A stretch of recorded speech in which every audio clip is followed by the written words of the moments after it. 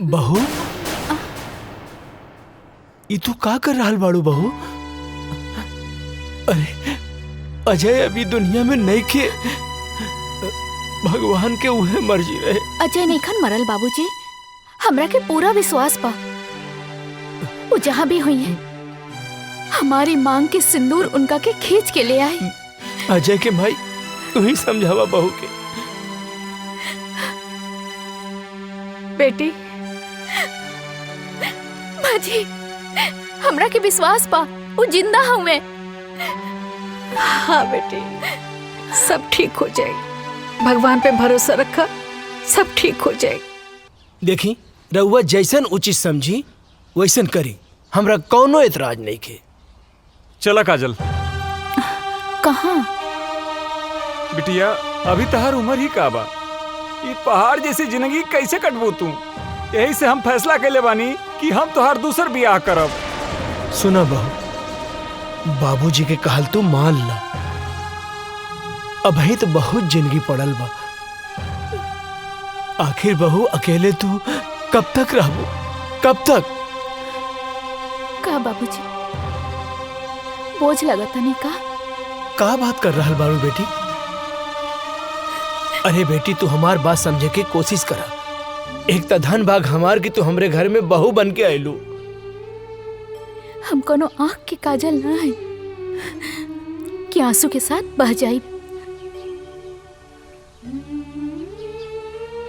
अजय के नाम में हम अपन रूह, धड़कन सब कुछ कर देले बानी।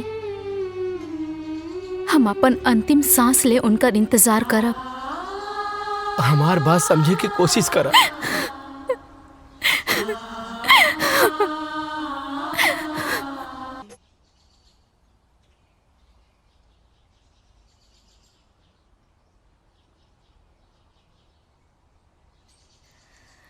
बहू,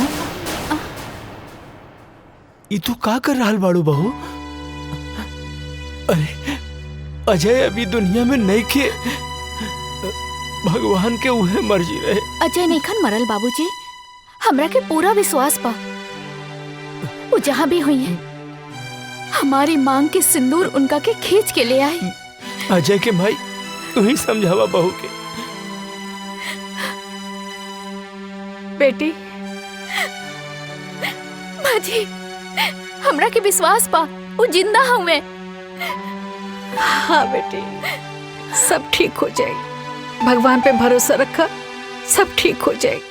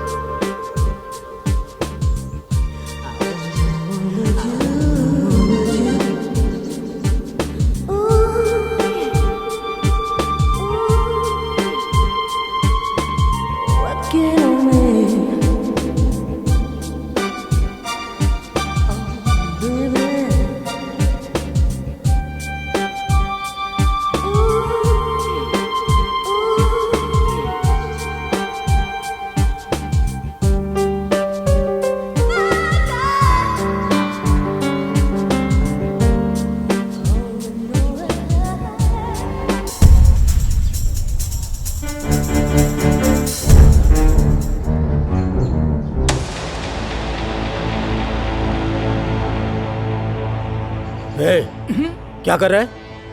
कुछ नहीं भाई। चल चल चल निकल।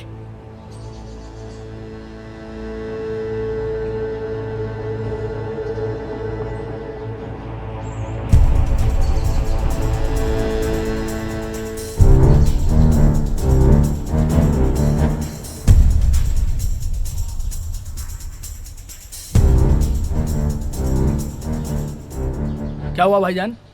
मुझे यहाँ पे क्यों बुलाया? तू वहाँ क्या कर रहा था?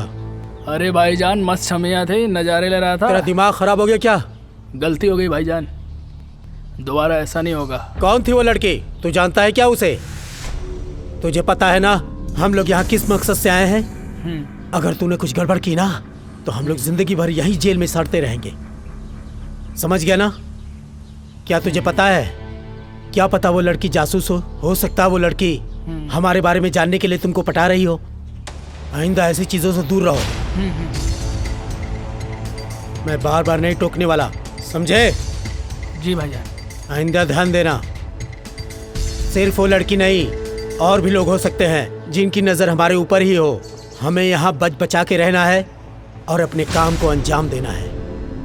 किसी को भी भनक भी नहीं लगनी चाहिए कि हम कौन हैं और यहाँ पर क्या कर रहे हैं। जी भाईजान, जी भाईजान। समझे क्या? जी भाईजान। जाओ तुरंत होटल के कमरे में, तुम बाहर मत निकलना।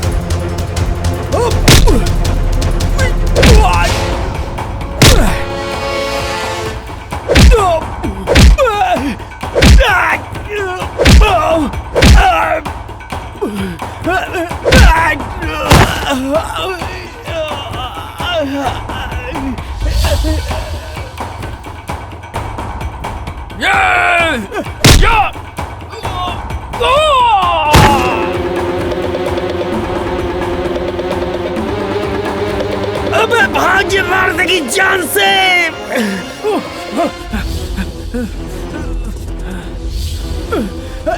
जल्दी भाग।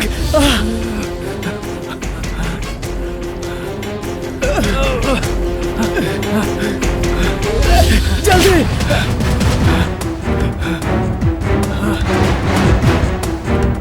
भाग, जल्दी भाग।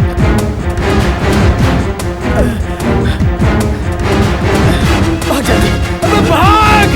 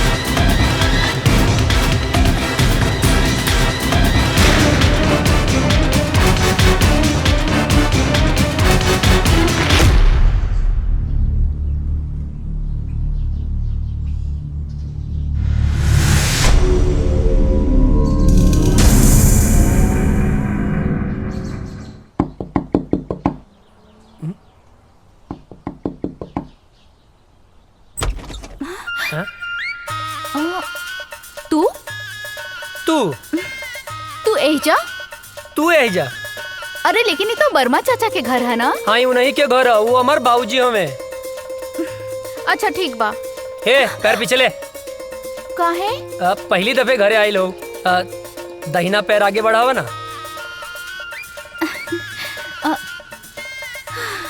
लेकिन अभी तक तो मिसेज अजय नहीं बनल। तब बन जाना, मना के कैले सा। हम तक कब से तैयार हैं। हमरा के इतना सस्ता में पटावल आसान नहीं खे। तो दहेज दे के ले आए, बाकी लायम जरूर। यही घर में गांठ बांध ला। अरे अजय बेटा के बाबूजी ये आपसे ना मिले आयल बाड़ी।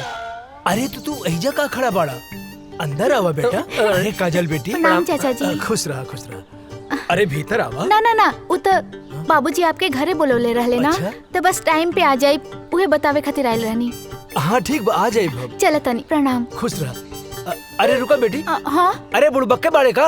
हाँ बाबूजी। का कहले? अरे ना बाबूजी। हाँ हाँ ठीक बा, जाओ काजल के घरे छोड़ के आवा जाओ। चला। डरते तो हम अपने बाप से हैं। बाप ने परमिशन दे दिया तो क्या कहना। बैठा। चला। ये बच्चा मतीन कहाँ बैठल बाड़ू? जवान हो गई लू, जवान मतीन बैठा ना। ठीक से तो बैठल बानी। जवान हो गई लू, फीलिंग नहीं किया आवत का। ए तार ढेर ना होता का? लेके चले के बता, लेके चला ना तो हम जाता नहीं। ए देवता रिसिया मत यार, बैठा। हमार मतलब है कि ऐसे बैठा कि हमरो मजा आवे और गियर भी बदल जाए। ठीक बा, चला। Thank you.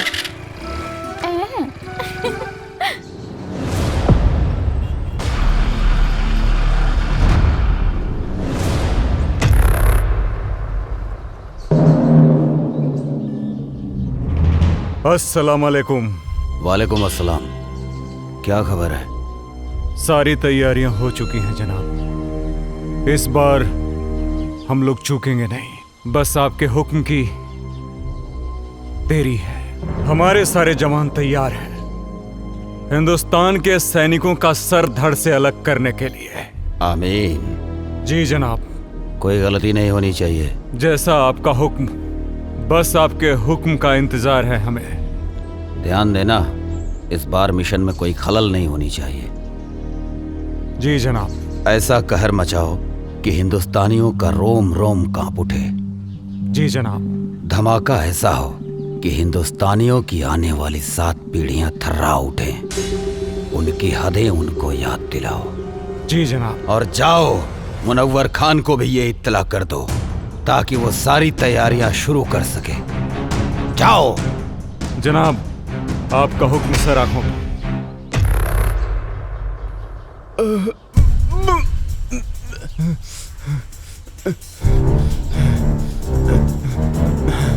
सलाम जनाब। इसको हमने इतना मारा लेकिन इसने फिर भी अपनी जुबान नहीं खोली। जनाब, हम तब से इसे बहुत बेरहमी से मार रहे हैं लेकिन फिर भी ये कुछ बताने को तैयार नहीं है। अबे सुन पाकिस्तानी पिल्ले, मेरी उम्र से क्या अंदाजा लगा रहा है बे? हमारे देश के नौजवानों में इतनी गर्मी है कि तेरे जैसे पाकिस्तानी झेल नहीं पाएंगे। अब तो तेरी गर्मी निकालनी ही पड़ेगी मुझे। बहुत फड़फड़ा रहा है साले। सुन, मैं इसकी गर्दन काट रहा हूं और तू इसका वीडियो बना और हिंदुस्तान में भेज ताकि हिंदुस्तान में कोई भी मर्द पैदा होने से सैकड़ों बार सोचे। इस वक्त की सबसे बड़ी खबर, आतंकवादियों ने हिंदुस्तानी सैनिकों और उनके ठिकानों पे हमला करना शुरू कर दिया है। उन्होंने भारतीय सैनिक का सर कलम कर जय हिंद सर। जय हिंद सर, एक बैड न्यूज है। क्या है बैड न्यूज? सर, अभी भी इंटेलिजेंस से खबर मिली है कि आतंकियों ने हमारे ठिकानों पर हमला करना शुरू कर दिया है। अच्छा, तुम लोग थोड़े होशियार रहो। वहाँ पे हम अपने और सैनिकों को लगा देते हैं। उन देशद्रोहियों को उनकी औकात दिखा देते हैं। It's order. Okay sir.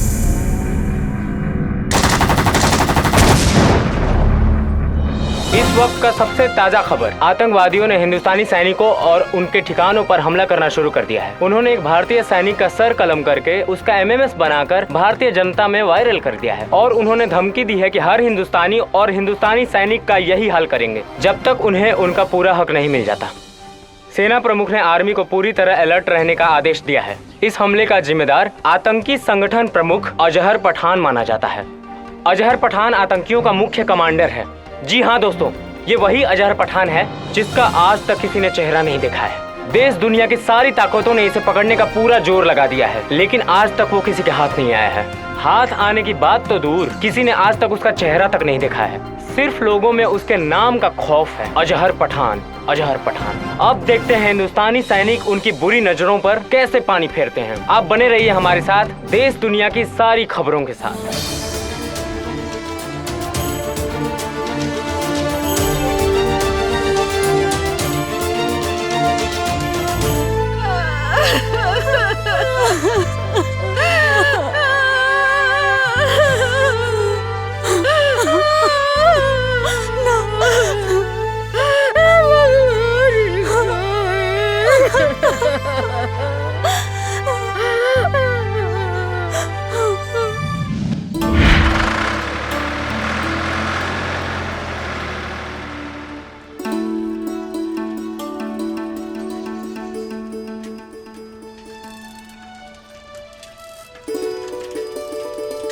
Good morning भैया।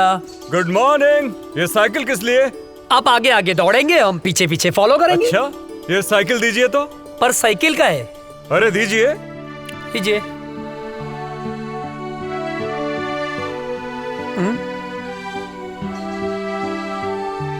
चश्मा दीजिए जरा। चश्मा? पर काहे? अरे दीजिए। बुढ़ौती में जवानी सूझेला। कैसे लग रहे हैं हम? एक नंबर भैया। अरे अरे, बैठना नहीं है, फॉलो मी। ये भैया का ऑर्डर नहीं है, फौज का ऑर्डर है। भैया का ऑर्डर नहीं है, फौज का ऑर्डर है, बैठना नहीं है। अरे फौजी आप हैं, दौड़े हम का है। फॉलो मी, जल्दी करो वरना सजा डबल हो जाएगी। भैया गलत बात हो।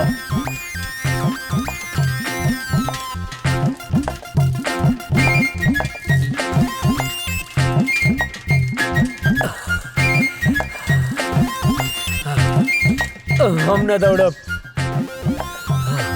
ना, जा आगे, हम थक गए नहीं। दौड़ो उठ के। तू ही जा, हम ना जा। अरे उठ जा, क्या पता कब देश को तेरे जैसे जवान की जरूरत पड़ जाए। हमके देश के काम ना आवे क्यों, तू ही काम आवा। अरे पगले, शरीर में फुर्ती रहेगी, ताकत रहेगी तो कभी भी किसी भी समय किसी को भी झाड़ सकता है। गांव में हमसे क्यों ना भिड़ेला, जे भिड़ेला पटक के चाप देला। हाँ। अच्छा ठीक है, उठ जा भाई, आओ बैठो। बेवकूफ कहीं का। लो चश्मा अपना दी। चल बैठ। हमार भैया।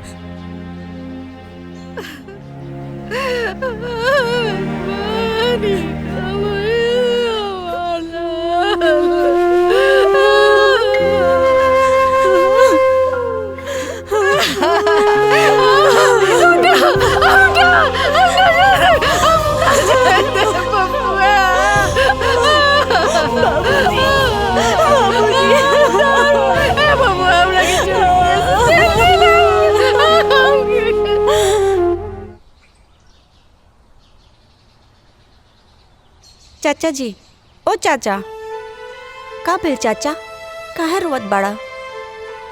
पापा की याद आवत बा का? हमहू रोवत रहनी, लेकिन दादाजी मना कैलन। कहले हाँ कि पापा देश के दुश्मन से लड़े गईल बाड़े। लेकिन चाचा, गांव वाले कहले हाँ कि पापा लौट के कबो ना आई हैं। का ई बात सच है? ना मुन्ना, पापा जरूर आई हैं, जरूर आई हैं। चल बेटा। हे भगवान, हमरा पीछे काहे उठा लेला? हमरा पीछे का खेले रही?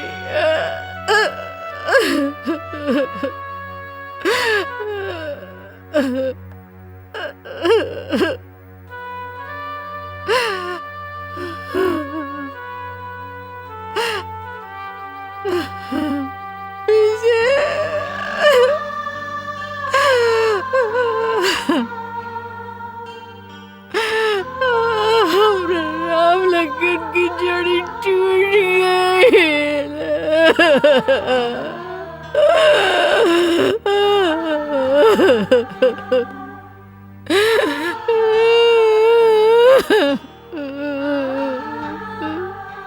बेतरी नींद ना आवत रहे, तारा गोद में सो जाए। ये सब का हो गेल बबुआ, ये सब का हो गेल।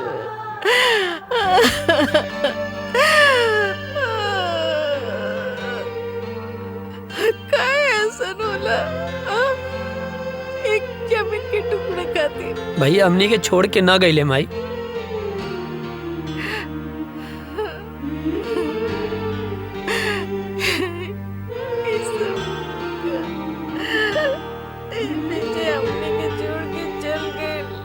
ना, ना माई, भैया हमनी के छोड़ के ना गईले, वो तो हमनी के दिल में बाड़े। हमरे तोहरे ये पूरा देश के जनता के दिल में बाड़े माई। शहीद के शहादत पर ना आंसू ना बहावल जाला, तू आंसू मत बहावा।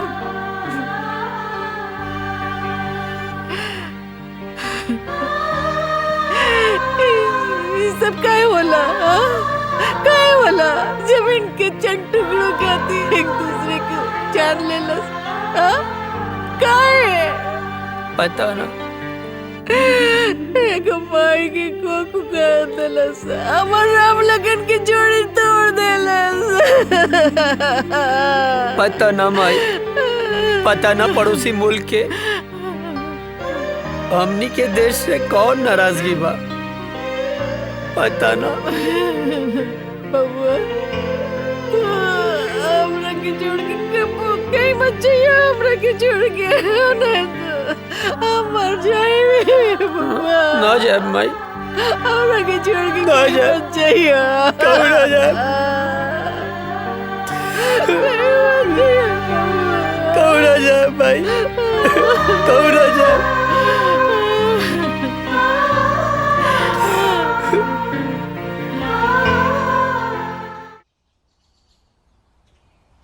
केहू बा चिट्ठी आयल हो, केहू बा चिट्ठी आयल हो,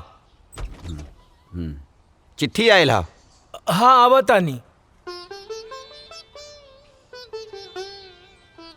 हाय ली।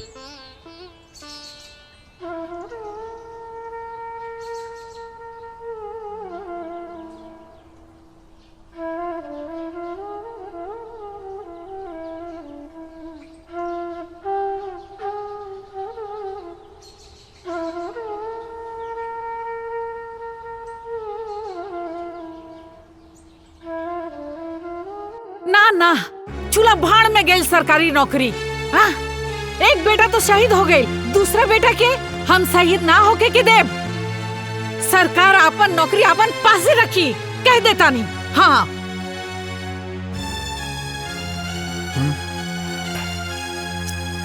देखा बेटा, बात ऐसन बा कि विजय के शहीद होखे के बाद भारत सरकार ओकरा जगह पे तोहके नौकरी देले बा।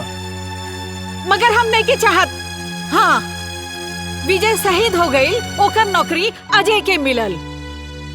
अगर अजय शहीद हो जाए तो हम क्या करब? बोली।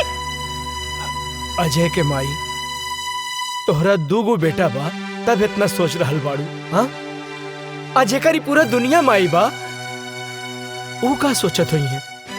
बोला, कहीं तहरा के भगवान 10 गो बेटा देले रहतन नु तो खुद हम भेज देती अपने भारत माता के रक्षा करे खातिर। बुझाइल? बात करा ताड़ू। माई बैठा। अरे बैठ।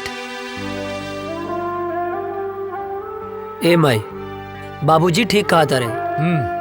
हमार मतलब है तू ठीक बोला तारो। तू केकर माई हवे बोल? बोले के पड़ी केकर माई है? तब बताओ ना केकर माई हवे। तोर माई है। आई धरती माई के कर माई हवे हमरे नु ह। बाबूजी गलत कहाँ बोले? तोहरे रक्षा के जिम्मेदारी के कर है बाबूजी? तोहर। आ धरती माई के रक्षा के जिम्मेदारी के कर है? अरे तोहरे नु बा। माई मरब जी अब सब विधना के हाथ में है। और दुश्मन के लगे ऐसा कोनो गोली ना कि तेरा बेटा के सीना के पार कर जाओ। बिल्कुल। हाँ बिल्कुल ठीक। सोच मत, मार के आए मर के ना आए का बाबूजी? हाँ बिल्कुल ठीक। अब भूख लागल है, खाना देना। दे दा। देता नहीं। चलना।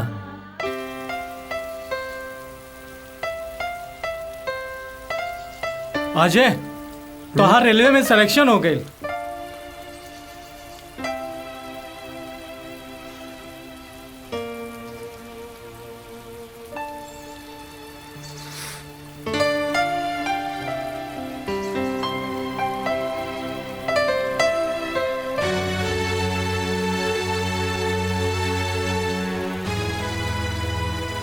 अब एकर कोनो मतलब ना। हम फौजी बनब। अरे ये तो बहुत अच्छा फैसला कैला। हाँ। लेकिन अजय तू इतना उदास काहे हुआ?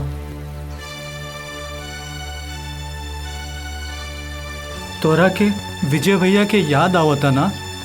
हाँ यार बहुत याद आवता। अब ये उदासी के बोझा तू कब तक ढोईबा? देखा जौन होके रहल तौन तो हो गए। शायद भगवान के यह मंजूर रहल।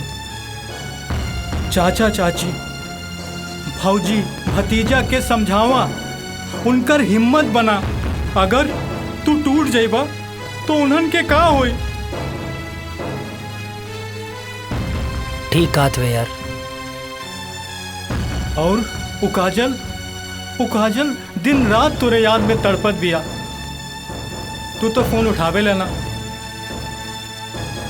तू हमके अश्याम के फोन करेली बेर बेर।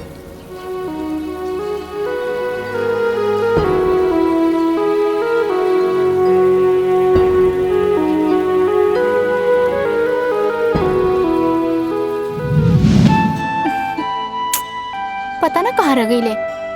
आवे दे बतावा तनी।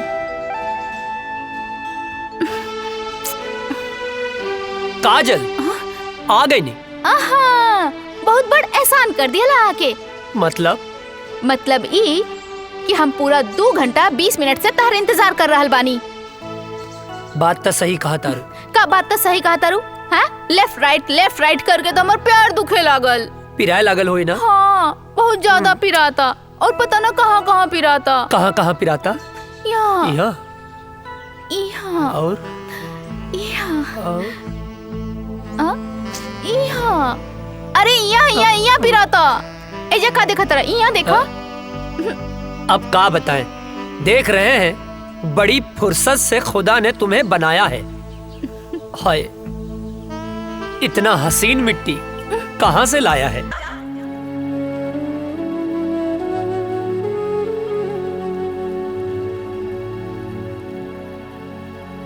अजय कहाँ खो गईला? कहीं ना। जाके एक बार काजल से भेंट कैला। ना करब। हम फौज में जाए खातिर माई बाबूजी के मना सकीले, पर काजल के ना मना पाई। कहीं काजल के प्यार हमार कमजोरी ना बन जाए।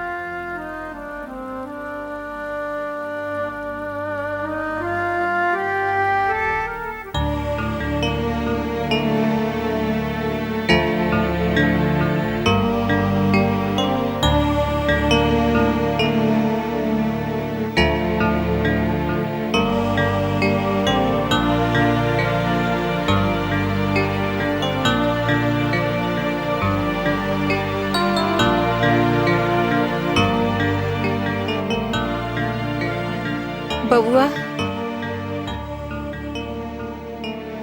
एक बार विचार कर ला, हम माई है ना, हाँ? हम अपन मन के ना समझा पाता नहीं। विजय के सदमा तो हम बर्दाश्त कर लेनी, लेकिन तो के कुछ हो जाए तो हम ना बर्दाश्त कर सकब। तो के तक खुश होके के चाहिए माई, हमके देश के सेवा करे के मौका मिलल बा। अब ऐसे ताक के ना हमके ब्लैकमेल मत करा, खुशी खुशी भेज ना यार।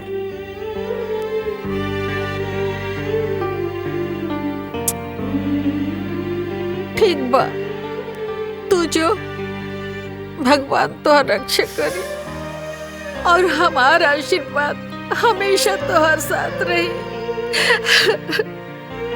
तोरा रक्षा करी, तोहर ढाल बन के खड़ा हो जाए।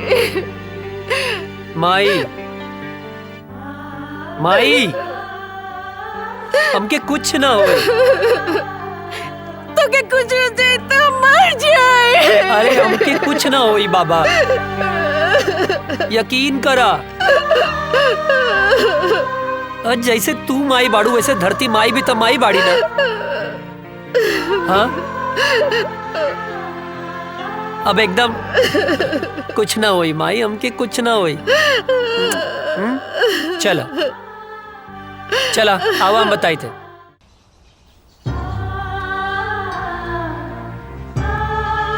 चला था खुश रहीं बाबू।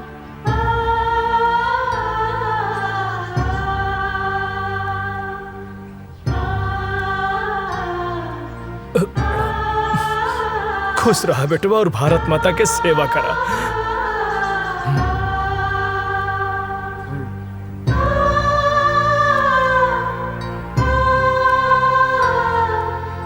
माई,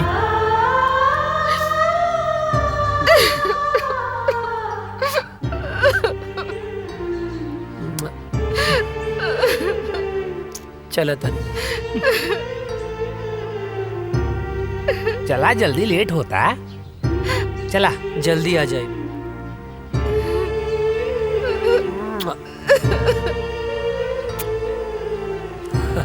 चला श्याम, चला। चाचू, जय हिंद। जय हिंद।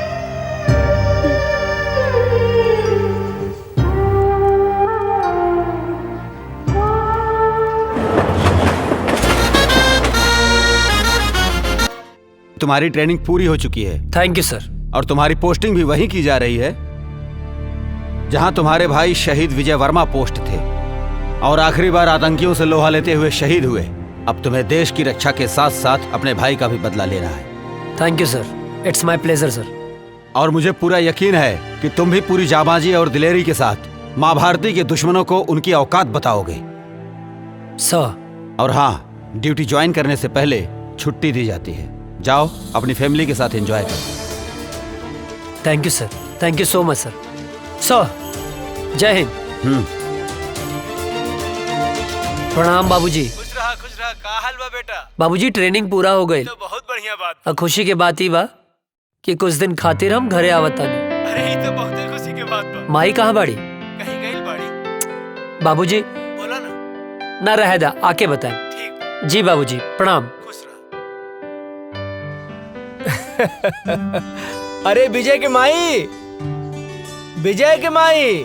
हाजी। अरे जल्दी एक लोटा पानी लेके आवा, बहुत बड़ खुशखबरी बा। जी। जल्दी आवा, जल्दी आवा।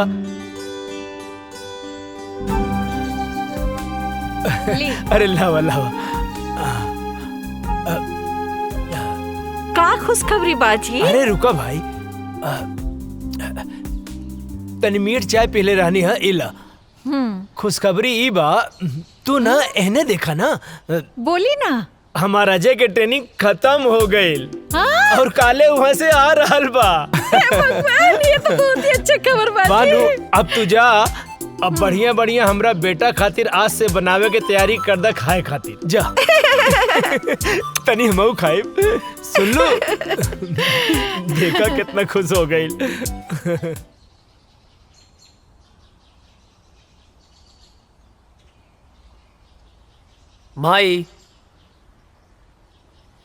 माई। अरे हे भगवान।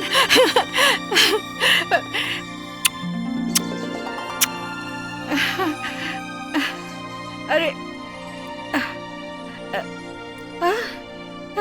अरे ये का एकदम सुखा कैसे गेल बड़ा?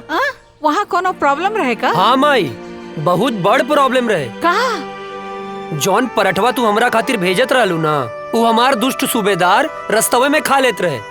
हट बदमाश। अरे हमार शेर बेटा आ गइल। वाह। अरे अजय के माई, खुश रहा खुश रहा। हाँ बेटा हमार शेर आ गइल। अजय के माई। हाँ जी। चीता के जाने लू? वो का होला? वो होला सबसे दूबर। हाँ? बाकी एक बात सुन ला, सबसे आगे उहे रहेला, जैसे कि हमार बेटा। चाचा हमारा खातिर कर ले लह। तोहरे लिए। श्याम। हाँ दे। इला। अरे भाई हम पाकिस्तानी ना, ही सब पाकिस्तानी लोग का का दाय करिए कर हा। पप्पी। अभी ना इधर। एहर भी। हाय शाबाश। इले। कितना सा? तहु तो इतना सा बाड़े। जब बड़ हो जाइबे ऐसन वर्दी पाजे त तोहरो के बड़गन मिल जाई का बाबूजी? एकदम बिल्कुल ठीक। जा खेला। जब बना गाँव के शेर तू। और बाबूजी आप ठीक बानी ना? हाँ। अरे यार, राजा दशरथ और कौशल्या माता और राम की मिलाप हो गई है तब तो चल के कुछ काम काज कर लिहल जाओ भाई साहब। ई का बगत रहे छोटन?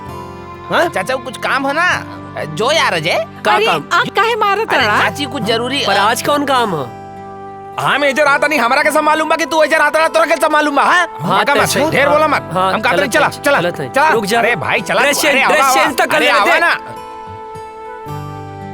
अरे चाचा जी रे रे रे जो पता ना कौन काम रहे रे? कौन काम?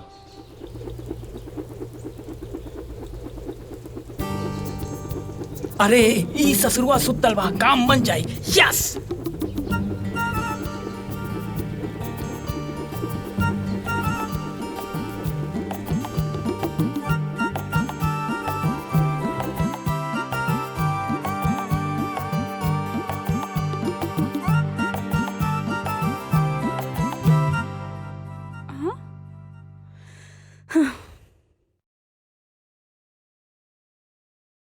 हे भगवान, कितना अच्छा सा झाड़ू लगावत हनी, फिर भी पता नहीं कहाँ से कागज आ जाता।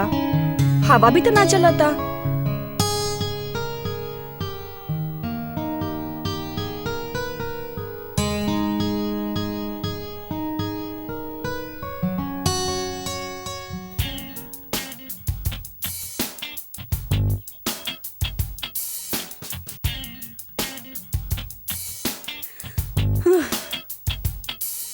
ई कहाँ से आ जाता? ई कुल तो साफ कर दिले रहनी अच्छे से।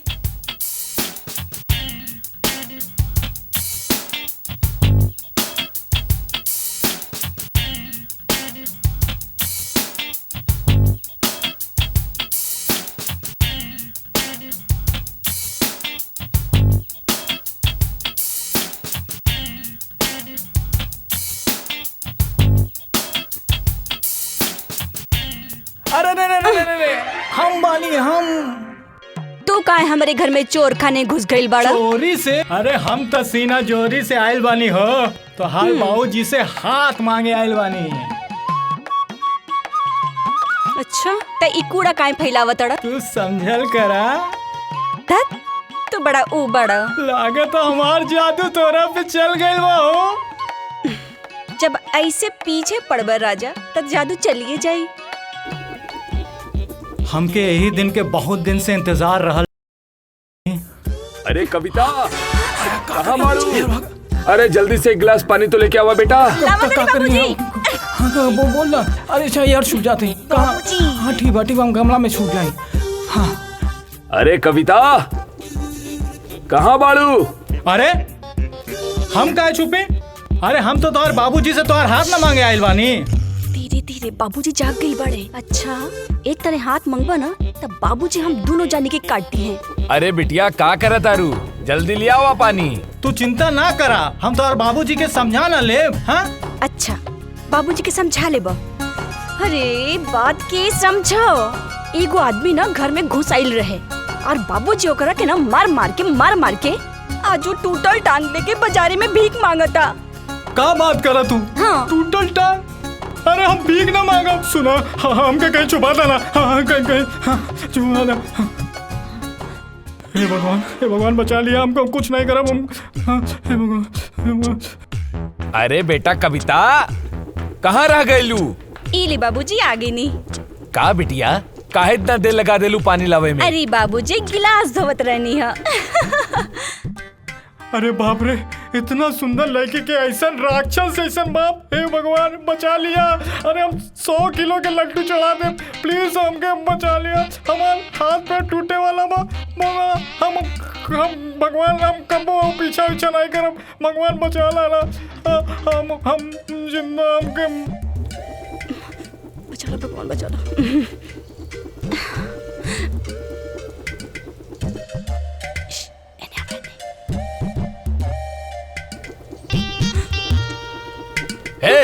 क्या हरे रुक। अरे कहाँ तानी रुक जो। अरे कहाँ भागे था रुक। अरे कहाँ तानी रुक जो। अरे के बड़ा। अरे कहाँ जाबे भाग के रुक जो। बाप रे पकड़ ले रुक जो। कहाँ भाग? अरे तोर इतना हिम्मत? हाँ हमारा घर में घुस गई ले। तोर इतना हिम्मत? हमके माफ कर दे। चल तोहरा क्या भैया हम तो से का कहत रही ना।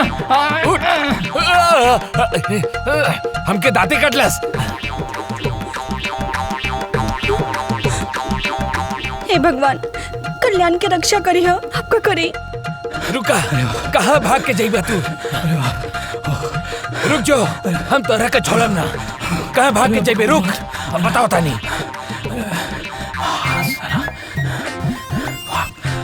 भाग भाग जल्दी भाग।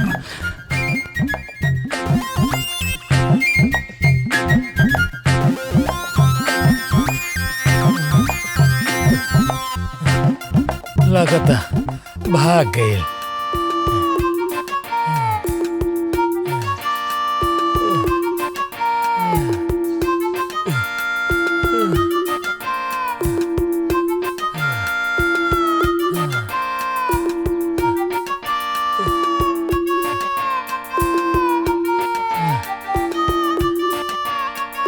लगता भाग गए। खैर वो हमके चाहे जब मिली हम ओकरा के छोड़म ना। चाहे जब मिली हम ओकरा के छोड़म ना।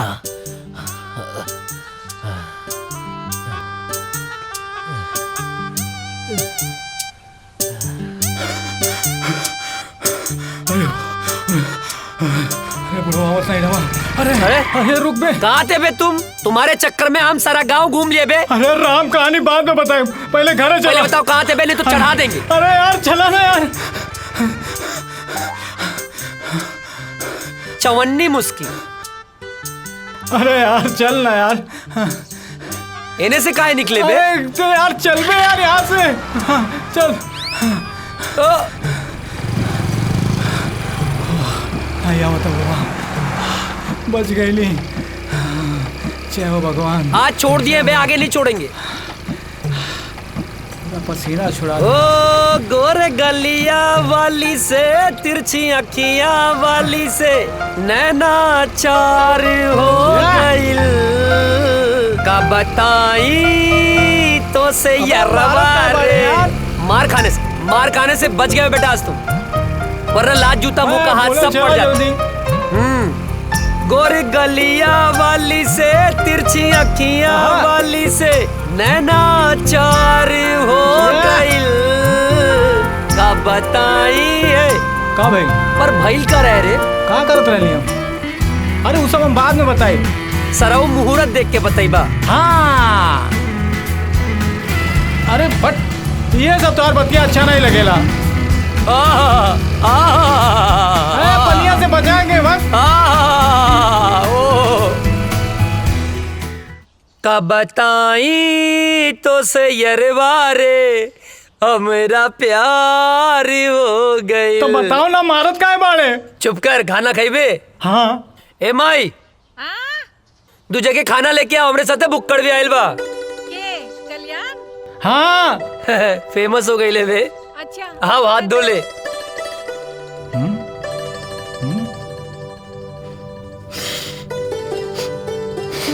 ए, हाँ, जाके हाथ धो। अरे हमार हाथ तो साफ बा। साफ बा? सलून के पानी कितना दिन में बदले ले? जबले कीड़ा ना पड़ेला। अबे गंदा हो रहा, जाके हाथ धो। जाता ही। एक बार कुकुर के पूंछ सीधा हो सकेले, बाकी तू ना। इला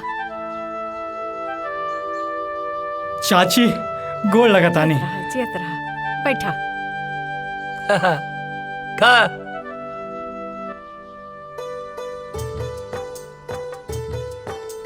ए चाची, हम तो ठीक बानी, बाकी हमार बड़की भौजी कहाँ बानी? माई के गेल बाड़ी। हाँ, यही से तो खाना हमके पकावे के पड़ता। तनी अजय के समझावा, जल्दी से ब्याह कर ले। हमरो के हाथ पटावे वाली चाहिए ना। वो नैहर गईली, छुटकी बहू आ जाई त हमार साथे हाथ पटाई ना। हाँ, और नहीं तो का। और वैसे भी बुढ़ापा में काम कहाँ पावेला। ढेर ना होता। नहीं, बहाव के रोक, गति के धीमा कर। हाँ। ओकरा के काहे धमकावा ताड़े? हाँ, हम सब बुझी ले। अरे हमार माई, यार ड्यूटी और ब्यूटी, नौकरी मिलते ही ब्याह कर ले। नौकरी मिलते ब्याह कर ले। हर चीज के एगो टाइम होला। अरे तो हम कवन बुढ़ाता नहीं। हाँ, कहाँ बुढ़ात हमें? आई, चुप कर। माँ, आज तोर बाबूजी से हम बात करत नहीं, तोर ब्याह खातिर। माई, चुप। खाना खो, हम पानी लेके आवता नहीं। सब तोरे वजह से भइल बा। अरे बढ़िया तो बा। अरे फौजी बनने से पहले फौजी मिल जाए। अरे सराउ, जिंदगी गर्द मत करा। अरे तब प्यार से बोलना। बहाव के रोक, गति के धीमा कर।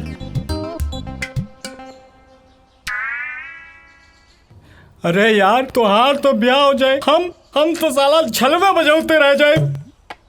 सुन, तू चिंता मत कर, तू जिंदगी भर अस्तूरा न चलेबे। ये कुकुर मुत्ता नियन शकल मत बनाओ।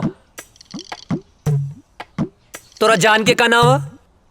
सामान? अरे तोर प्राण रे। कविता। अगर हमार कविता के और पढ़ लेलस ना तो हम जान दे दे। तोर जान इतना सस्ता हो? कविता के अब तो से बियाह हम कराई। हमू देखा तानी के बीच में आवता नफरत और जंग में सब जायज होला। नहीं, जायज होला। खाना खा।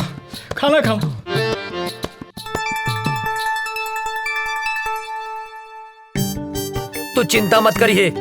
हाँ, नहीं करम, हम एकदम चिंता नहीं करम। माई, अरे पानी देना यार। सुना बिटिया? हाँ बाबूजी। हम जाता नहीं कुछ काम से। हाँ, थोड़ा ध्यान रखिए। हाँ ठीक बा बाबूजी।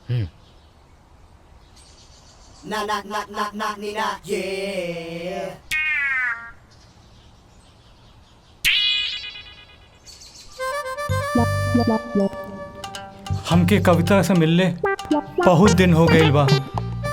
आज जाके कविता से मिलब।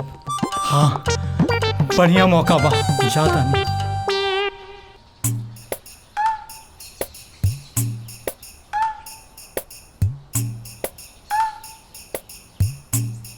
तू इतना दिन बाद?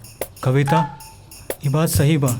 हम तोहार बाबूजी से डराइला, लेकिन यो बात सच बा कि हम तोरे बिना जी ना सकेंगे।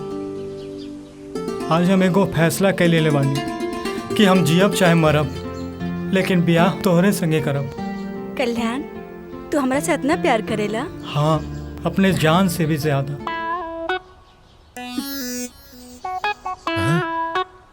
तोहरा के जान ही देवे के पड़ी।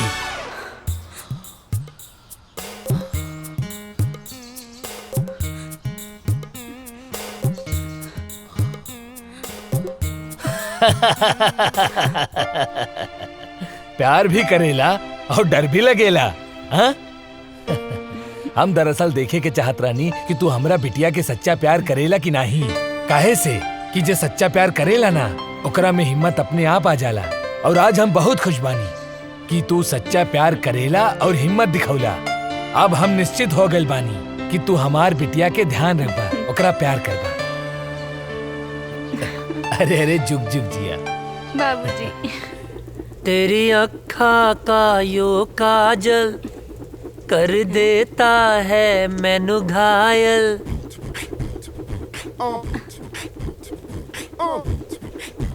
कहा रे, हेने आओ। छोटा पटाखा बड़ा धमाका। हाँ? भाग यहाँ से, भाग। अरे बबुआ, जेकरा खातिर इतना फीट फाट होत बड़ा ना, तारा बाबूजी ओकरा बाबूजी से मिलके बात पक्का करे खातिर गइल बाड़े। हाँ? सच्ची माई? हम जाना तानी तोहार जान कहाँ अटकल बा। अरे अजय के माई, अजय के रिश्ता पक्का हो गई। हाँ, अब सुना तू एक बात कान खोल के सुन ला। दिग्विजय सिंह फौजी के बेटा के बियाह हट तनी घर के बढ़िया से एकदम जगमगा दिया।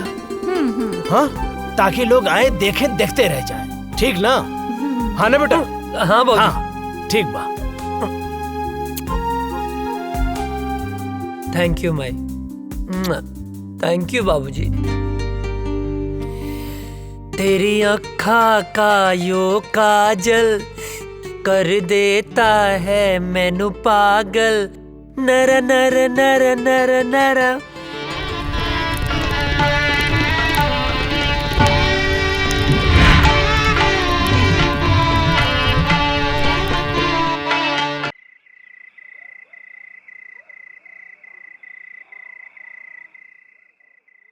अजय, अजय।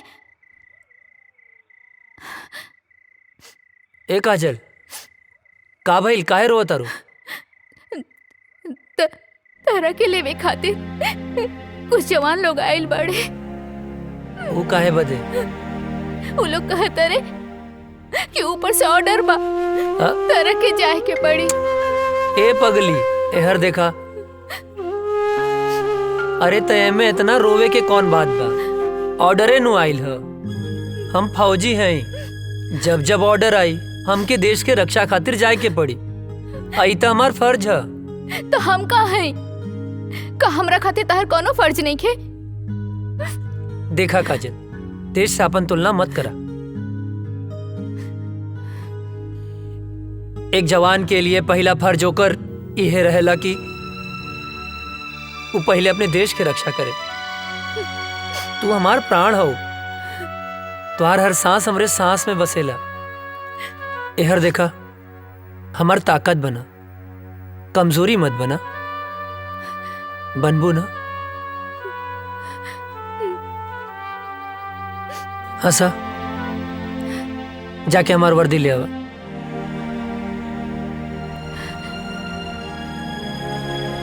पगली कहीं के। हाँ मिश्रा। सॉरी अजय, हेडक्वार्टर से इमरजेंसी मैसेज आई बा, आज ही निकले के बा। ठीक है। का ठीक बा? हाँ, का ठीक बा? आज ही तोर ब्याह भइल और आज ही ले जाए खातिर आ गेले, हम ना जाए देब। माई बात के समझल कर, इमरजेंसी मैसेज है। ना ना, हम ऐसा ना होके देब। अरे हमरा कटला से भी ना कटी। बाबूजी समझावा माई के, आज हिंदुस्तान के तरह बेटा के जरूरत बा। समझाई ना बाबूजी? का समझाई? अजय के माई, जेकर बेटा फौज में होला ओकर माई बाप के करेजा पे पत्थर रखे के पड़ेला। हंस के विदा करा बेटा के, हंस के घर वापस आई। समझल कर माई, हम फौजी हैं, हर बात पे रोल धोल ठीक ना होला। चला विशाल। अजय,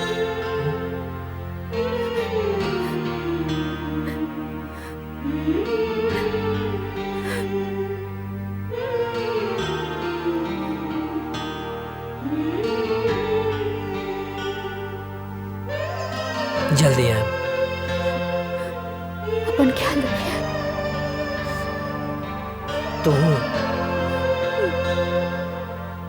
माई रोआ मत, माई बाबूजी के ख्याल रखिए।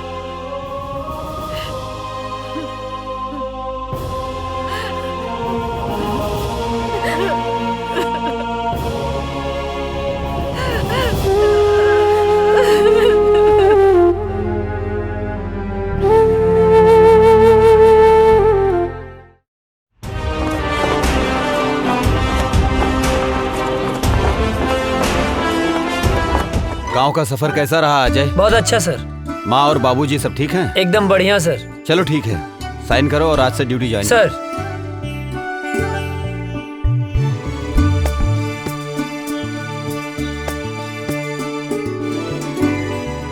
जय हिंद।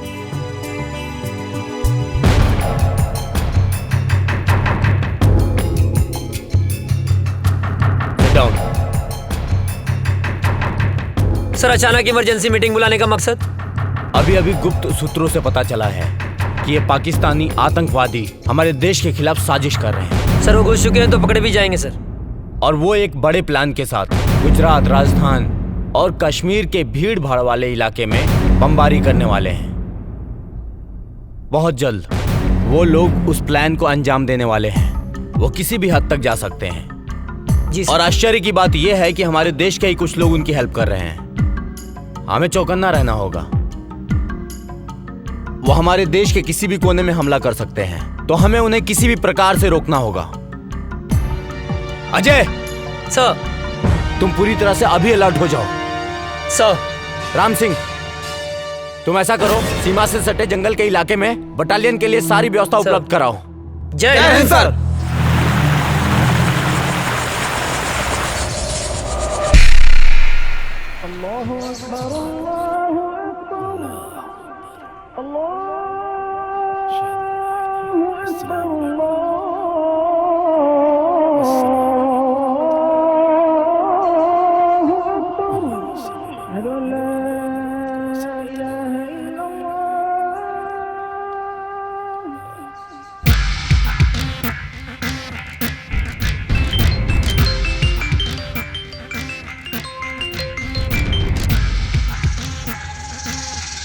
जी बॉस, हुक्म कीजिए। धारा 370 खत्म होने से हमारे सिपाहियों के इरादे कमजोर तो नहीं हो रहे हैं? नहीं बॉस, हमारे इरादे तो और भी पुख्ता हो गए हैं। वाह।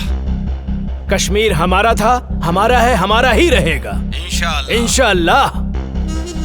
आगाज तो उन्होंने किया था, खत्म हम करेंगे। बहुत खूब, आमीन।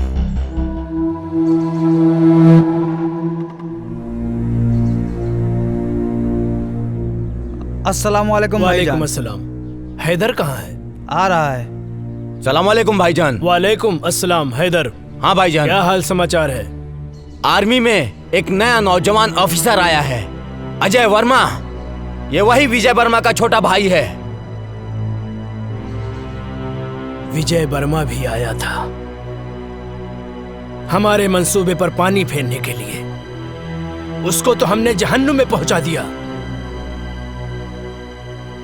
लग रहा है इसको भी इसके भाई के पास पहुंचाना पड़ेगा। अरे हम लोगों का तो बस एक ही मिशन है, कश्मीर की आजादी और पूरे हिंदुस्तान की बर्बादी। और इन हिंदुस्तानियों को हमारी ताकत का एहसास होना चाहिए। कश्मीर पाकिस्तान का पाक हिस्सा था जो हमसे धोखे से छीन लिया। हमारे शरीर में खून नहीं, बारूद है, बारूद। जो हमसे टकराएगा उसके चीथड़े चीथड़े उड़ जाएंगे। हमारे जीने का मकसद है कश्मीर की आजादी। नारे तकबीर, अल्लाहू अकबर, नारे तकबीर, अल्लाहू अकबर, नारे तकबीर, अल्लाहू अकबर।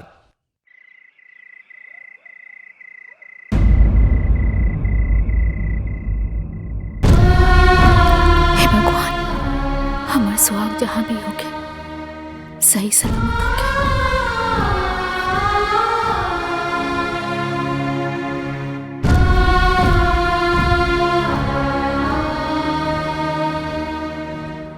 हे देवी मैया, हमारे बेटा की हिम्मत और हौसला दी। दुश्मनों के इरादे और मजबूत होते जा रहे हैं और अभी पता चला है पाकिस्तान के कुछ आतंकवादी हमारे देश में घुसने की कोशिश कर रहे हैं। हमारी सुरक्षा एजेंसियों द्वारा पता चला है कि कल परसों तक वो हमारी सीमा के अंदर होंगे। उनकी प्लानिंग हमारे यहां बम ब्लास्ट करने की है। 5 जन, जो लोग हमारी सीमा में जंगल के रास्ते घुसने वाले हैं, वो हमारे देश के किसी भी कोने में बम ब्लास्ट कर सकते हैं। उनके इरादे और उनकी हिम्मत तो देखो। अभी भी इतना कुछ होने के बावजूद पाकिस्तानी आतंकवादी यहां आके हमारे देश में आतंक मचाना चाहते हैं, और वो भी एक बड़े प्लान के साथ। हमें इनके सहारे उस इंसान तक पहुंचना है जो इस खेल का मास्टरमाइंड है। उसे जिंदा पकड़ना होगा ताकि वो किसके कहने पे, किसके इशारे पे ये सब कर रहे हैं। इसलिए इस मौके को हमें हाथ से नहीं निकलने देना है। अगर हम लोग इस बार कामयाब हो गए तो जीत हमारी पक्की है। सर, आर यू रेडी? सर। गाइस, मिली जानकारी के अनुसार दुश्मन अपना मूड बना चुका है। कभी भी हमला कर सकता है वो।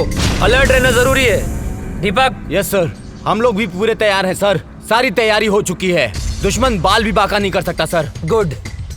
गांव की मिट्टी के खुशबू के छोड़ के आइल बनी, यहाँ दुश्मन के धूल चटावे। रिलैक्स, आओ बैठ। तेरे गांव के बाद से गांव की याद आ गई।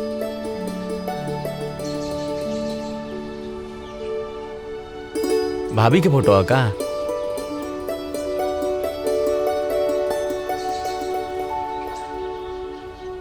हमरे सुकून के फोटो। सर, सर, सर, कहाँ खो गई नी? अपना सुकून के लगे, अपना गांव में।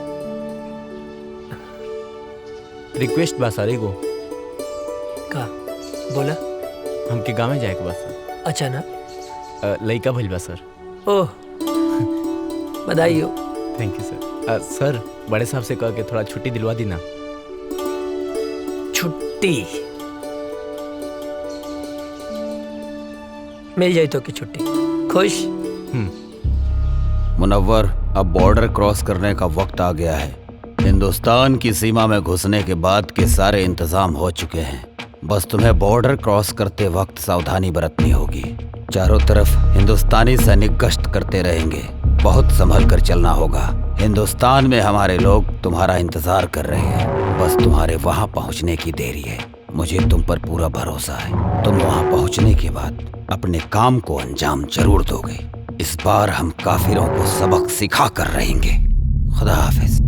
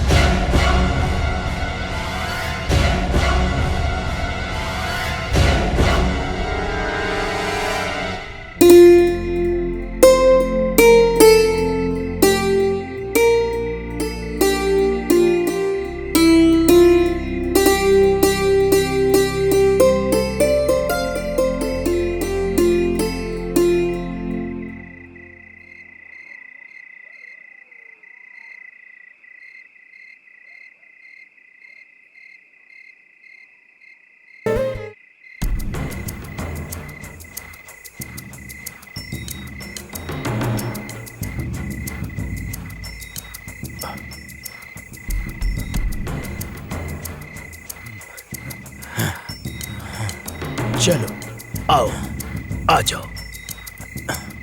यहाँ से 5 किलोमीटर दूर हमारे लिए गाड़ी खड़ी है। यहाँ से वहां तक जाना है और कुछ दिन हिंदुस्तान में रुकना है। हम अपने मिशन को कामयाब बनाएंगे, समझे? आओ जी।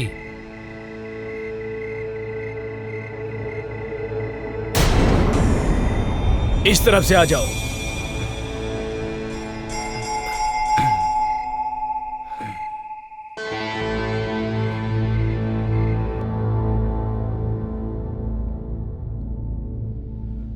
रुक जाओ।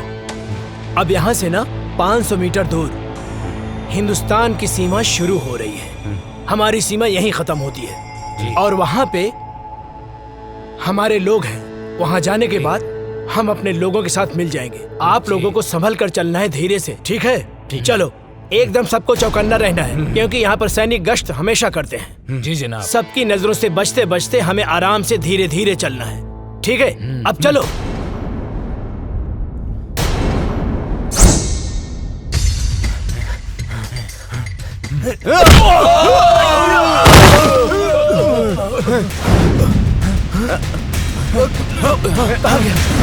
किधर गया? किधर गया? कौन है? कहाँ गया? किधर गया? चलो। जी जनाब।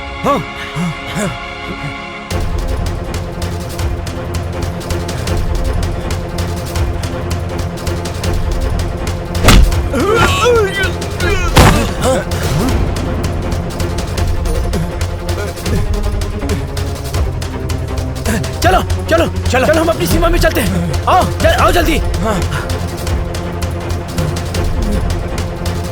भूत भूत भूत, छोड़ो हमें, छोड़ो हमें। ये मेरा तौबा, मेरा अल्लाह का तौबा, मेरे बाबा का तौबा। तू छोड़ दे मुझे, मैं कभी हिंदुस्तान में नहीं आऊंगा। अरे फौजी!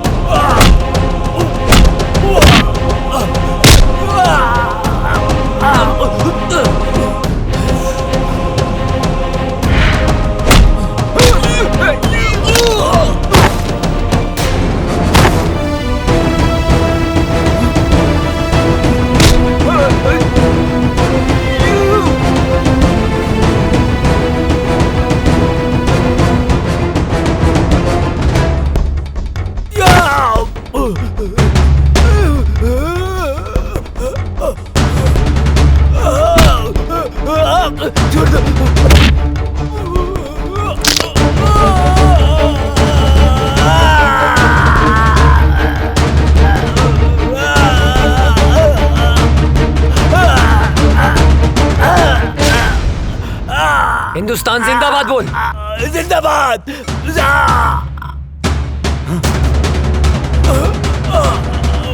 ना तुम लोगों का ईमान है, ना तुम लोगों का धर्म।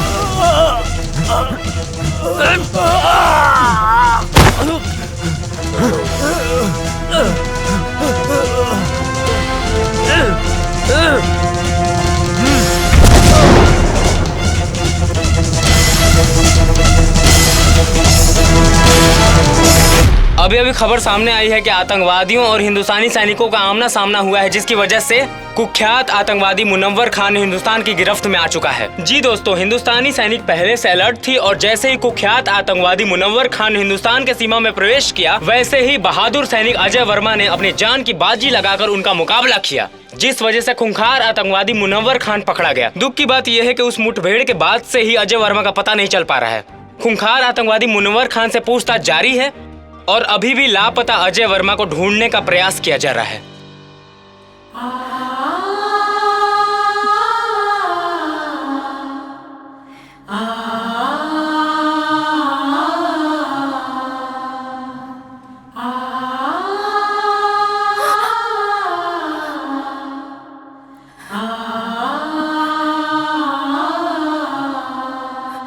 हे भगवान, हम सुहाग की रक्षा करिए।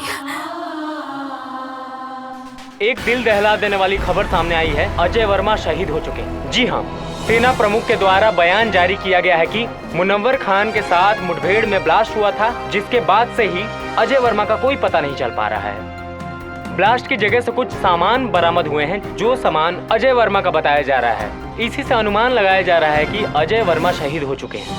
इससे पहले आतंकवादियों के द्वारा मुठभेड़ में अजय वर्मा के बड़े भाई भी शहीद हो चुके थे।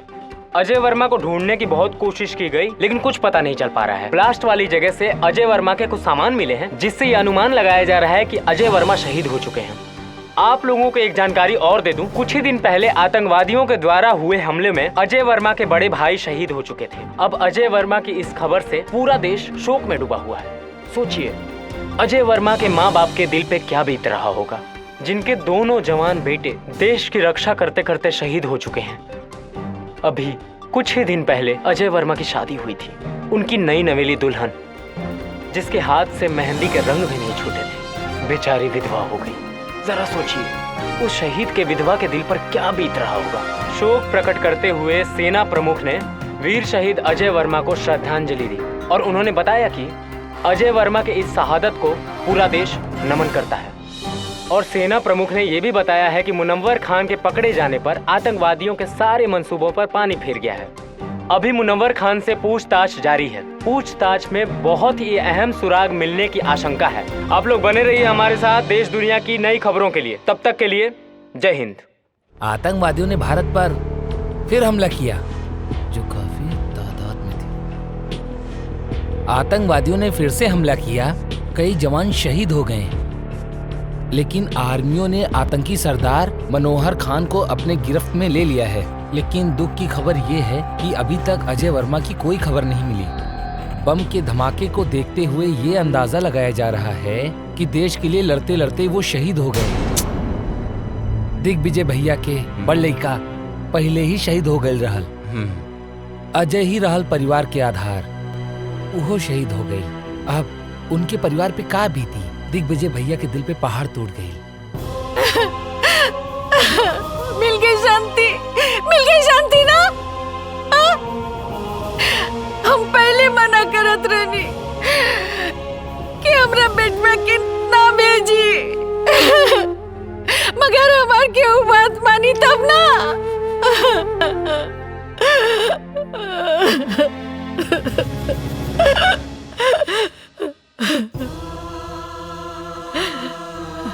भाई, हमारे बेटा के लाश खेता दिखा दो। बाबूजी, विस्फोट इतना जोर से फैल रहा है ना, अजय के कुछ भी पता ना चलल।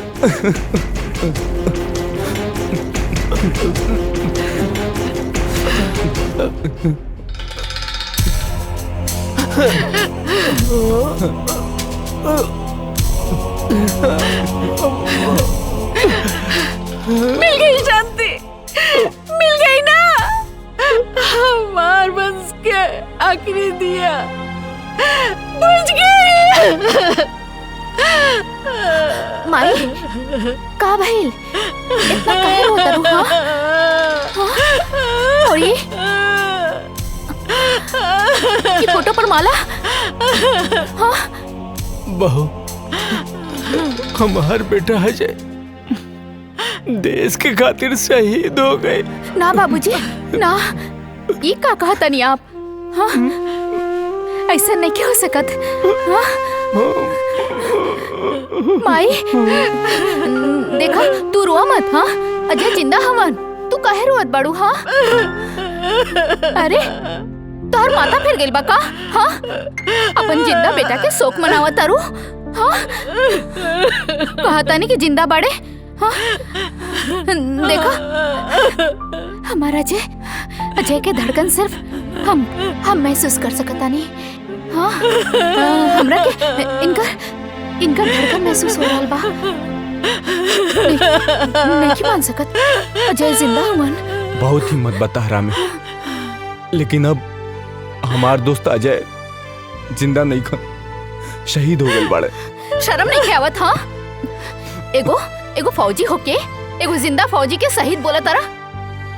शहीद हो गई? हाँ? ना, वो शहीद नहीं खन हो सकत। कोनो दुश्मन के बम या गोली में इतना ताकत नहीं खे। कि हमार सुहाग के हमरा से छीन ले। हाँ माई देखा, तू रुआ मत। हाँ देखा, तू शांत हो जा। हाँ अजय आई है, जिंदा हुए अजय, वो जिंदा हुए, जिंदा बड़े। हाँ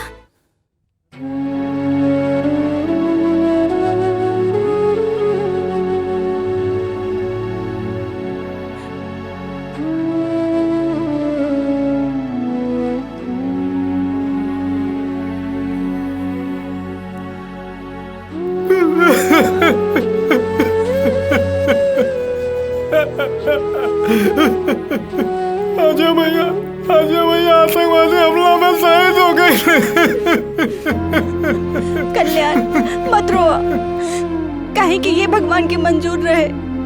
भगवान इतना निर्दयी कैसे हो सकेले? चाची चाची रो रो के पागल हो रहे माली। और काजल मौसी के तो पता ही नहीं भाई कि उनके सुहाग गुजर गई। भगवान इतना निर्दयी कैसे हो सकेले? कैसे हो सकेले? अरे श्याम क्या करता ना? श्याम, अरे अंधेरा में कौन पढ़ाई करता ना बेटा? ए श्याम, अरे मचिसिया भाई ना काजनी कहाँ धैले बा?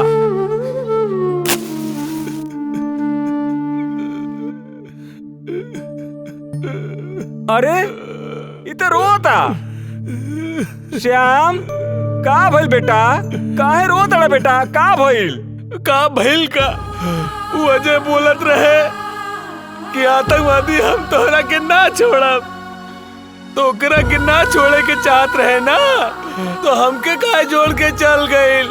हम तो ओकर यार रहनी ना, गद्दार थोड़ो है जो हमके छोड़ के चल गए। बेटा तू ठीक कह रहा बड़ा बेटा। बेटा मत रो बेटा, हम तुम्हारे साथ बानी बेटा, हम तुम्हारे साथ बानी बेटा, मत रो बेटा, चुप रह बेटा, शांत हो जा।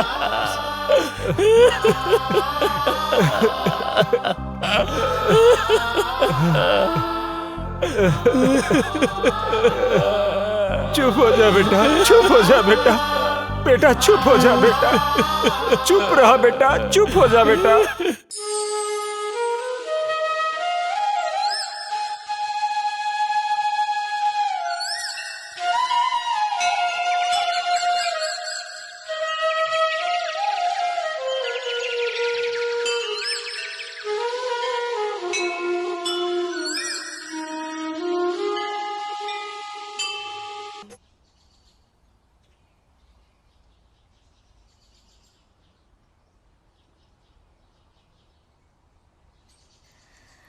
बहू,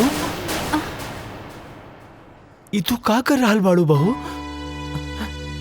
अरे अजय अभी दुनिया में नहीं के, भगवान के उहे मर्जी रहे। अजय नैखन मरल बाबूजी, हमरा के पूरा विश्वास बा वो जहाँ भी हुई है हमारी मांग के सिंदूर उनका के खींच के ले आई। अजय के भाई तू ही समझावा बहू के। बेटी बाजी, हमरा के विश्वास बा वो जिंदा हुए। हाँ बेटी, सब ठीक हो जाएगी, भगवान पे भरोसा रखा, सब ठीक हो जाएगी। रउआ बिल्कुल ठीक कहा तानी। देखी रउआ जैसन उचित समझी वैसन करी, हमरा कौनो एतराज नहीं के। चला काजल।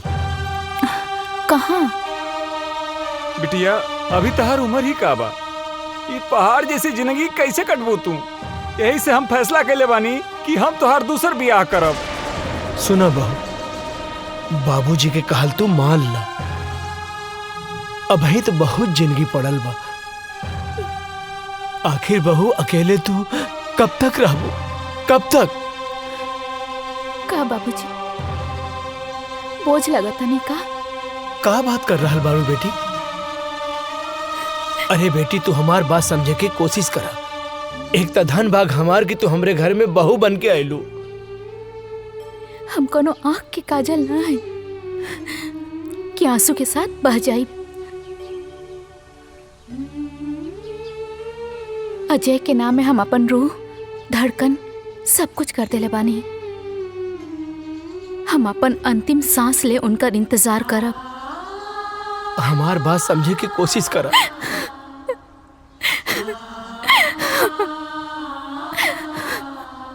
मुनव्वर खान, सच सच बता, बता कौन है तेरा बॉस और कहां कहां तुम लोग की प्लानिंग है ब्लास्ट करने की। तू ऐसे नहीं बताएगा। लगता है तुम्हें हिंदुस्तानी आर्मी का पावर दिखाना पड़ेगा। मुनव्वर खान, तू हिंदुस्तानी फौज के कब्जे में है। आज हिंदुस्तानी फौज तेरे साथ क्या सलूक करेगी तू सोच भी नहीं सकता है। बता सच सच, बोल तेरा बॉस कौन है? बोल बोल बोल।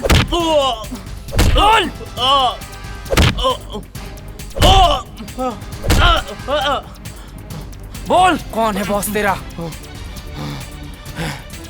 ए फौजी, तू ना चाहे मेरी जान ले लेगा ना, तो अभी नहीं बता सकता मैं, समझा? मैं कुछ नहीं बता सकता, मैं मर जाऊंगा लेकिन नहीं बता सकता, समझा? तू ऐसे नहीं मानेगा, तुझे 3rd डिग्री देना ही पड़ेगा। बोल कौन है बॉस तेरा और क्या मकसद है तुम लोगों का? नहीं बता सकता। चल जुबैर, फोन लाओ।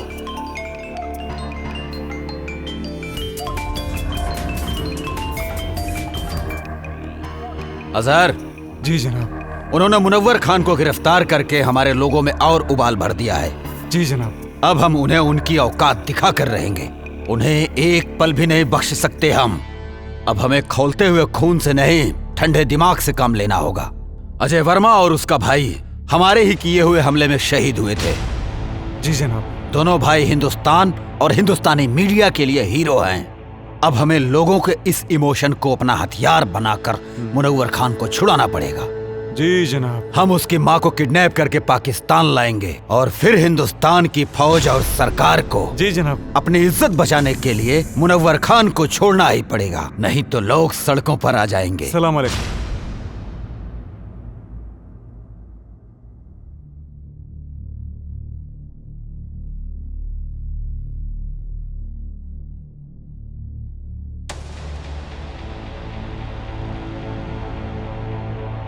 हे देवी मैया, हमार कलेजा के टुकड़े के काहे छीन ले लो। ओकरा बिना कैसे जी, ओकरा बिना हम कैसे जिए तानी माई? हम मर जाए, अब हम मर जाए। हाँ, हमरा लाल के साथ का कहलू, ओकरा के कुछ कैसे हो गल मैया? तू तो पूरा संसार के माता बड़ो, तू तो जाने लू। ओकरा बिना काजल कैसे रही माई? हमरा परिवार के पुकार तो तू सुन सकेलू ना माई? हाँ, तू तो जाने लो, ओकरे बिना हम ना रह सकब। ओकरे के कुछ कैसे हो गए? हम मर जाए, हम मर जाए, हम ओकरे बिना ना रह सकब। हमार बच्चे के लौटा दी माई। तू तो माई बड़ू, हमो माई है। हमार दिल के टुकड़े के लौटा दी।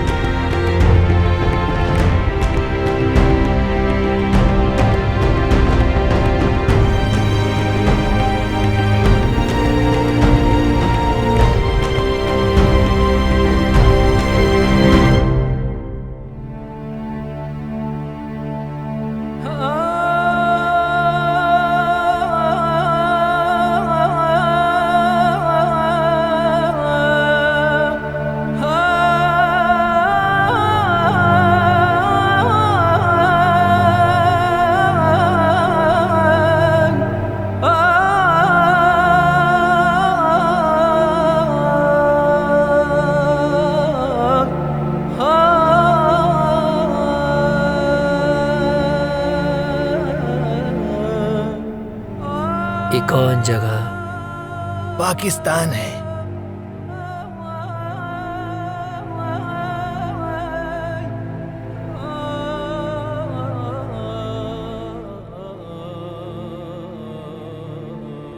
हम यहाँ कैसे हैं? कल मैं जंगल गया हुआ था तो वहां पर मैंने देखा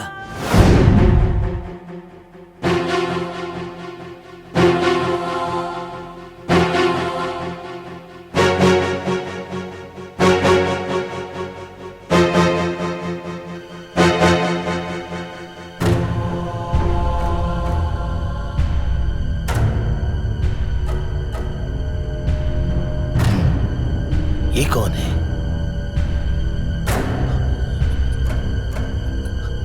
ये तो ऐसा लगता है जैसे हिंदुस्तानी है। ये फौजी लगता है।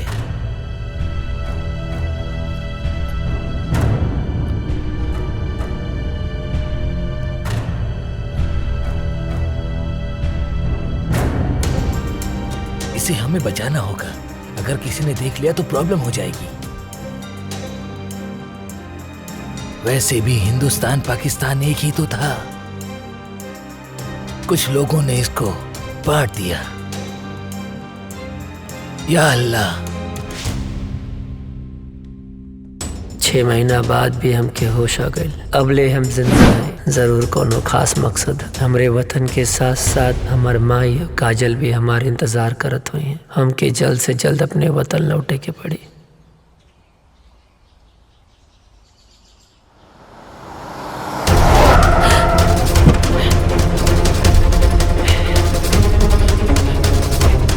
बुढ़िया अरे अरे हम चला अरे छोड़ा हम का कहीं नहीं हमरा ले जाता अरे कहां है अरे छोड़ा हम बोला था छोड़ा ठीक ना क्या होई छोड़ हमरा के अरे हम बोला था हमरा के छोड़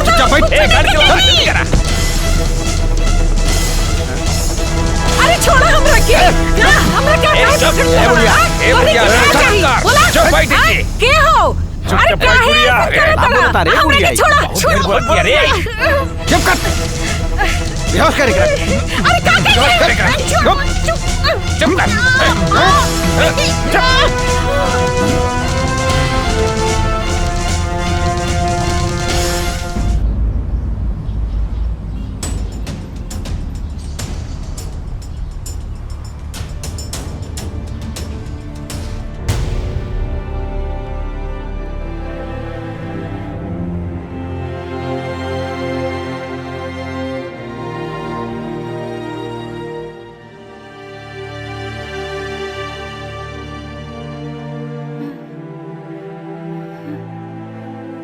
ये हम कहाँ बनी? हम जब बानल काहे बनी? अरे क्यों बा? अरे हमरा के बचावा, हमरा के यहाँ से छुड़ा के ले जावा हो। हे भगवान हमरा के छुड़ावा। अरे हमरा के बचावा इन लोगन से।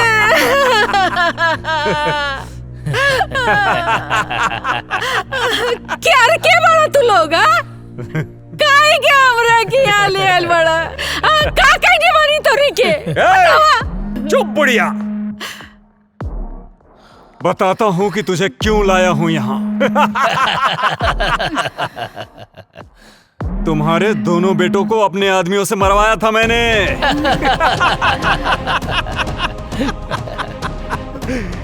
सुन, तुझे मैं किस लिए लाया हूँ वो मैं तुझे बताता हूँ। तुम्हारे हिंदुस्तान के आर्मी ने हमारी टीम के कमांडर मुनव्वर खान को गिरफ्तार करके अपने हिंदुस्तान के जेल में बंद कर रखा है, जिसकी वजह से सारा प्लान हमारा फेल हो रखा है। और उसे ही छुड़ाने के लिए हमने तुझे किडनैप करवाया है आज, क्योंकि तेरे परिवार से पूरे देश की भावना जुड़ी हुई है।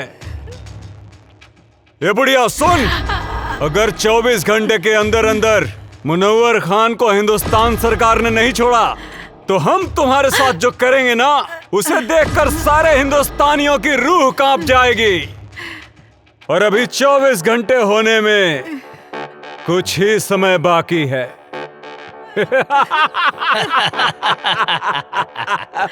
इधर वक्त खत्म हुआ और तुम्हारा वीडियो वायरल।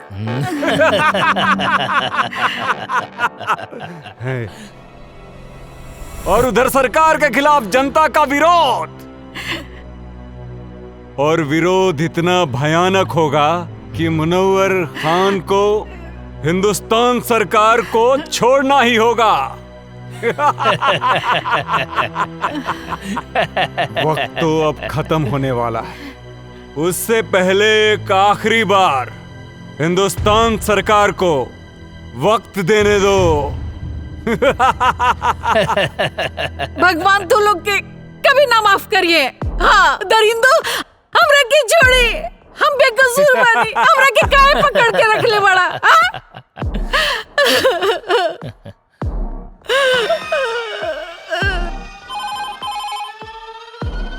हेलो, कौन?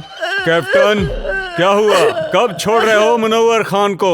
वक्त का ख्याल करो। तुम्हारे पास अब सिर्फ 30 मिनट बचे हुए हैं। और सुन,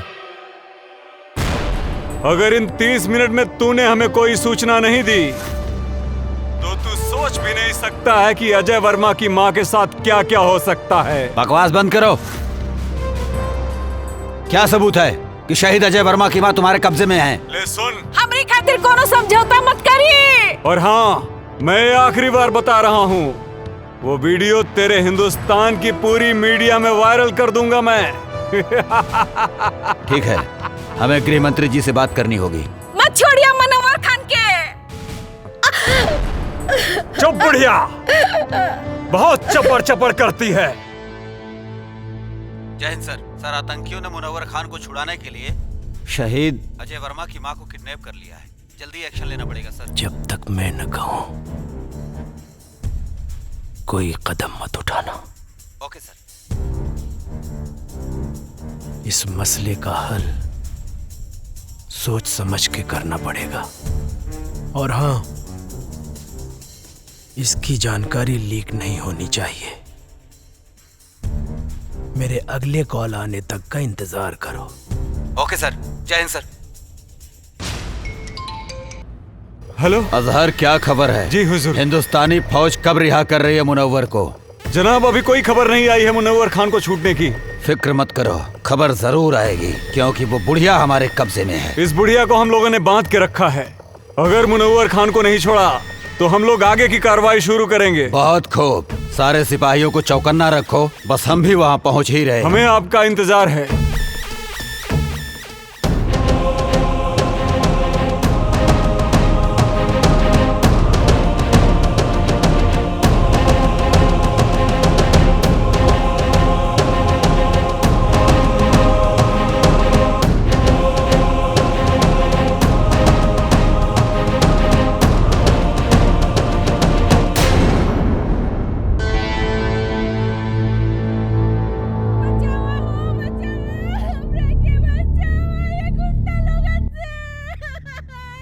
ये तो कोनो लड़की की आवाज लागत बा।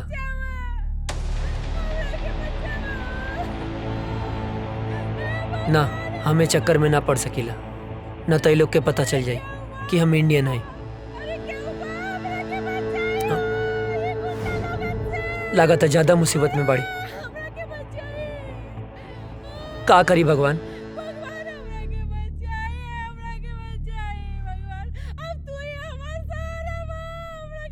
केहू के भी बहन बेटी हो सकेले,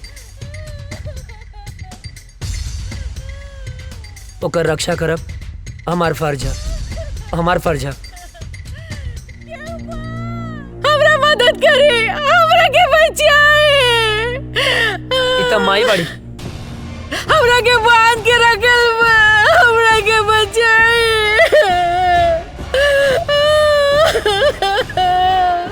हम का करी माई है। भगवान? रुक जा।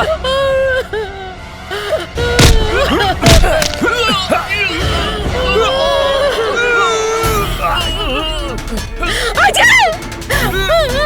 अजय! बाबा जिंदा बड़ा! हे भगवान! बचवा के हमरा के वापस कर देले बानी।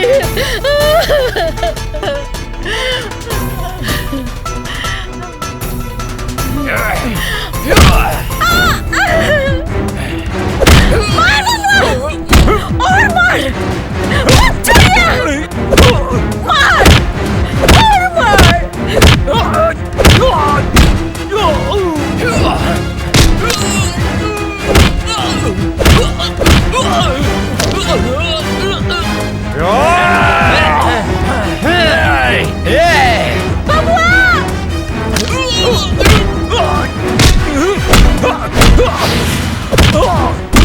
विजय के ये लोग मर ले रहे हैं बबुआ।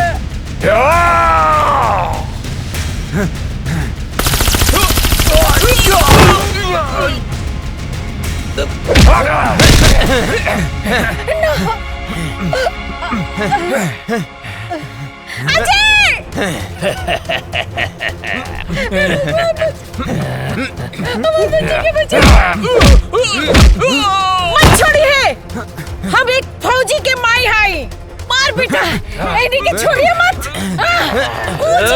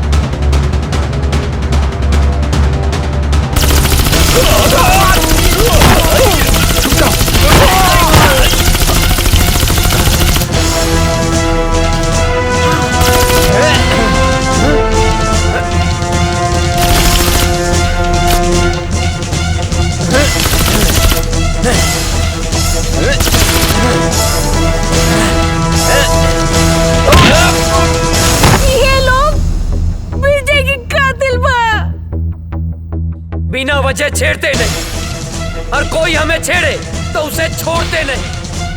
फाड़ दे कलेजा दुश्मन के घर में, हिंदुस्तानी उसे कहते हैं।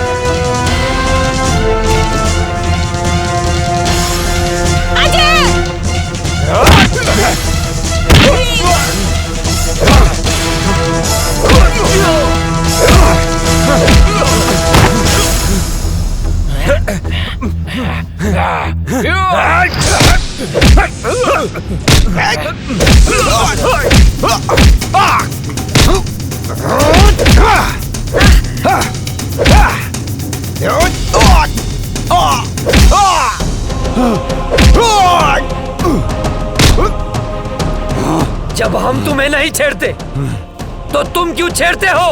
कश्मीर क्यों नहीं छोड़ते? कश्मीर हमारा है। तुम एक मुनव्वर मारोगे तो 100 मुनव्वर पैदा होंगे। तुम एक मुनव्वर मारोगे तो लाख पैदा होंगे। लाख!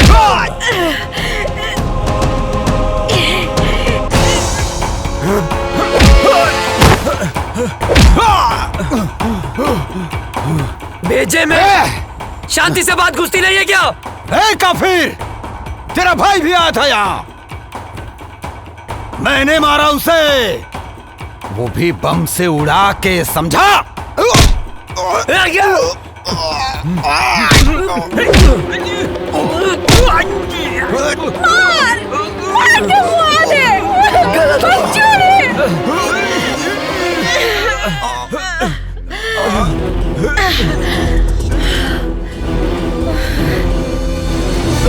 तुझे क्या लगा मेरे भाई को मार के सांस बंद कर दूंगा तेरी, जान ले लूंगा तेरी, तेरे इसी पाकिस्तान में मार डालूंगा तुझे। हिंदुस्तानी हूँ मैं अजय, हिंदुस्तानी हूँ मैं, हिंदुस्तानी। अजय,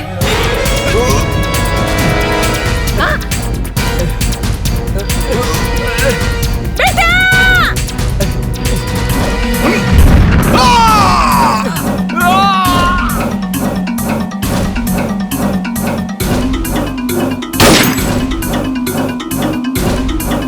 माई, ए माई, माई, ए माई, ए माई उठना, देखना तोर बेटा गेल माई। ए माई उठना माई, आँख खोलना। हाँ माई, अजय तोर बेटा। अजय बेटा, हम काले रानी ना के हम आ जाए, देख आ गए नीना। कहाँ रहला माई के छोड़ के इतना दिन? गलती हो गई माई, गलती हो गई। जाना था ना, तोहर बाबूजी, काजल बिटिया, तोहर भाभी, तोहर भतीजिया चिंटू, यहाँ तक कि पूरा गांव हमार बबुआ के हमारा अजय के इंतजार करत रही। बेटा तू हमने के छोड़ के कहाँ गई? कहीं न जाए माई।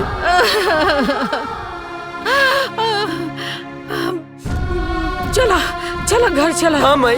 काजल बिटिया तो हर इंतजार चला करत उठा। रही। जना तड़ा।